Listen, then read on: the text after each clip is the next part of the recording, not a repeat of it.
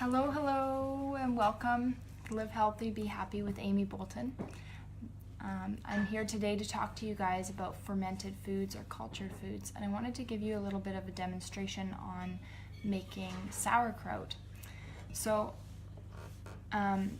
sauerkraut is a probiotic food, and it's going to help your gut microbiome, so help all of the good bacteria in your stomach digest the rest of your food and help keep your stomach, help with all kinds of things, IBS, everything from stomach issues towards depression and anxiety. Sometimes that can be the end result of not having a healthy diet and healthy foods in our stomach, or not being able to digest those foods properly and get all of those enzymes.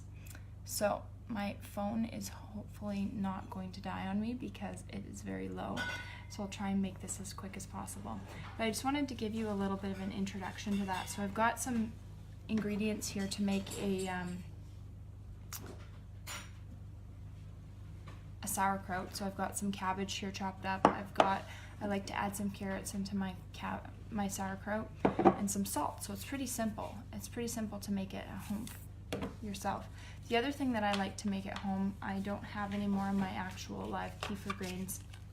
I lost them this summer when I was out traveling lots, but so I've got a kefir starter that's really simple that I wanted to show you, and you could just buy this. It's dehydrated kefir, and you can just mix it with milk.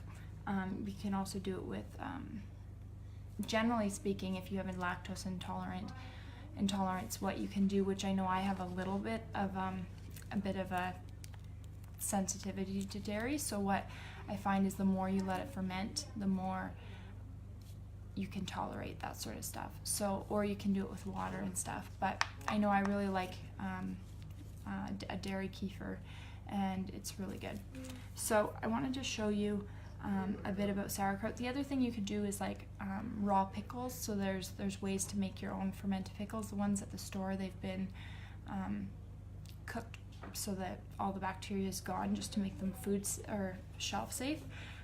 But pickles that you actually make at home and you keep in your fridge are also a good way to increase that good microbiome and all those good bacteria in your stomach. The other thing that I've tried before is making sourdough. Sourdough is it takes a lot of commitment, and a lot of every day you've got to keep up with it. But so that kind of went by the wayside, of course, as us busy moms, right? But I find that sauerkraut is really simple. I'll show you how to make it. It's quite simple. So I just put the cabbage in the bowl here. I put the carrots in the bowl here, and then we put some salt in, and it's only about a tablespoon of salt. It's not very much. And then what ends up happening is you mix it all together, and it starts to make its own kind of rind, moisture as you massage it. So it's kind of like massaging. So just a little bit of salt, not too much, like a tablespoon in there. Not sure if you can see what I'm doing here. And then what we do with that is we just take our hands and we just massage it, just crunch it all together for quite a few minutes until you get a good moisture level going on, lots of juices. And then what I do is I usually put it in just a jar like this, and you tamp it down, you squish it down, and make sure that there's moisture covering the top. What I actually really enjoyed when I had my kefir going is I used the whey on top of the kefir, so the juices from the kefir, and I put it in on top of my sauerkraut, and that was really quite a nice flavoring that I like to it. You can add lots of different things into your different vegetables. Fermented vegetables are really good. And then you just leave it on your counter for a week or 2 weeks, and just keep an eye on it. Make sure that the top's always covered, so you're tamping it down, making sure that there's always moisture on it. So as you can see, it's starting to get a lot more liquidy. It was kind of dry to start, right? So we're getting a lot more moisture as we squish it together and massage it together. So it's really simple to do at home. You can even get some older kids to help you do this. Make sure you wash your hands really good before, make sure everything's nice and clean. Chop up a bunch of cabbage and get them massaging it and squishing it. So it does take quite a bit just to get all those juices out and get it all sort of activated.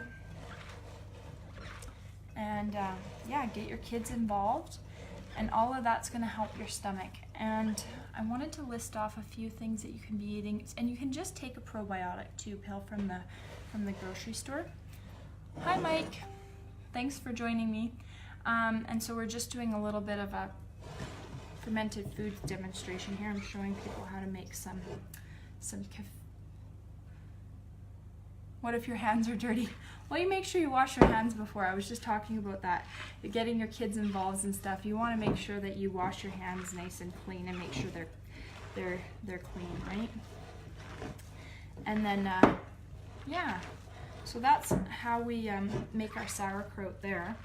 And then we'll let it sit on the counter. And it's getting quite juicy now.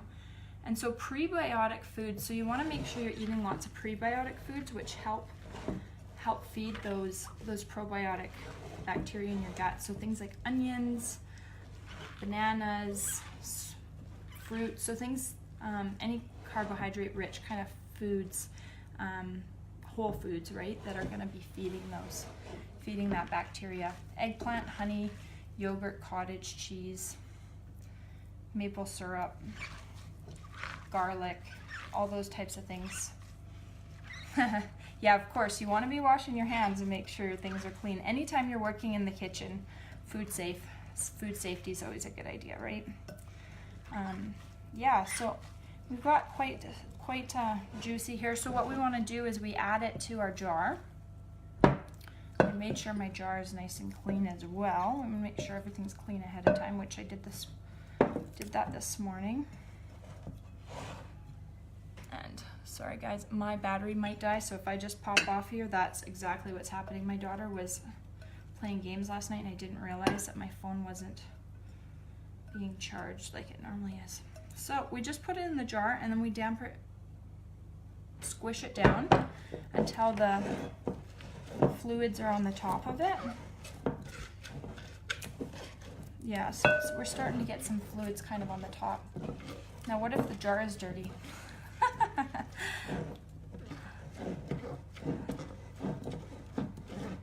I'm not sure, Mike. I'm sure you can figure that out by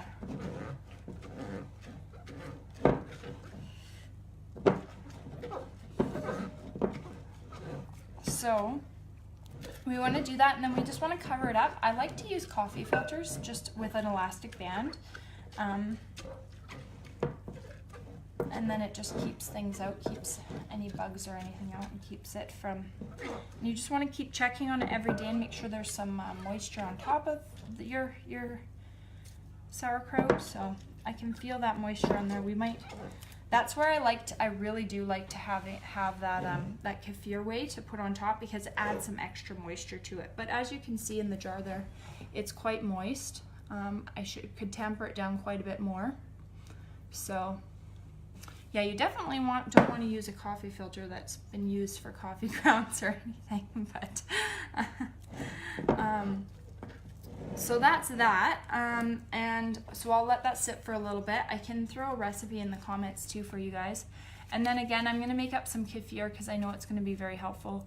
My kids and I, we like to eat smoothies with kefir in it, so I'm going to make some of that up later today. And basically you just mix it up with some milk, let it sit on the counter for 24 hours, and then you can pop it in the fridge and it'll last for about a week. And then I just take, with this stuff, I just take a little bit of my kefir before I'm done. I'll take a little bit of it and I'll add it to my jar, and it makes about a jar this size.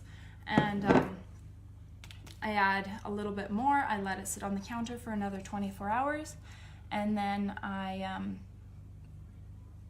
put it back in the fridge and we can have it again. And generally speaking, when I had my grains going, I would make a jar every day, and then we just make a whole smoothie out of it every day. And it was really good for us, and I know I need to get back into doing that because I think we're all going to feel a lot better for it. So if you have any questions about that, that's some basics about fermented and cultured foods. I'd love to answer them for you. Otherwise, you guys have a wonderful day, and we'll talk to you later. Bye-bye.